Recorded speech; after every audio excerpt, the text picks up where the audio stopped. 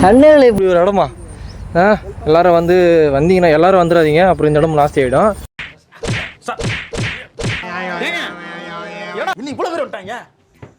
கண்டுபிடிக்கிறீங்க எப்பயாவது ஒரு வாட்டி சும்மா இந்த இடத்த சுற்றி பார்த்துட்டு என்ஜாய் பண்ணிட்டு நீங்களும் போங்க. ஓகே, இன்னொரு ஃபோட்டோ எடுக்க சொல்லலாமா? டேடி ஆனால் ஒரு ஃபோட்டோ வாடா. வேறு லெவலாக இருக்குல்ல, செமையாக ஏதோ ஊருக்கு வந்த மாதிரி இருக்குது எனக்கு பயங்கரமாக.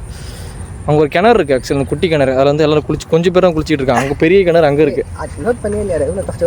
ஸோ எல்லாருமே என்ன சொல்கிறாங்கன்னா, அந்த பெரிய கிணத்துல எண்ணெயை ஊற்றிட்டாங்களா, மீன்லாம் செத்து கிடக்குதுன்னு வேறு சொன்னாங்க. நல்லா இருந்த கிணத்தை நாசமாக்கினா அந்த நாதாரி நல்லாவே இருக்க மாட்டான்.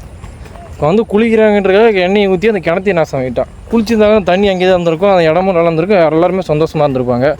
இப்படிப்பட்ட சாடிஸ்ட் கூட இந்த உலகத்தில் வாழ்ந்துக்கிட்டு தான் இருக்காங்க சார். இப்போ அந்த ஒரு தண்ணி மொத்தமாக திருப்பி அதனால் உருவாக்க முடியுமா? அவ்வளோ பெரிய கிணறு, அது ரொம்ப வருஷமாக இருக்குது கிணறு போடாது. ஒரு 50-60 பேர் குளிக்கலாமா ஒரே நேரத்தில்? அவ்வளோ பெரிய கிணறு. அந்த கிணத்துல இருக்க மீன்லாம் வேறு செத்துருச்சு. சரி வாங்க, நம்ம அங்கே ஒருத்தவரை வெயிட் பண்ணிருக்கான். நம்ம இன்னும் அங்கே போவே இல்லை.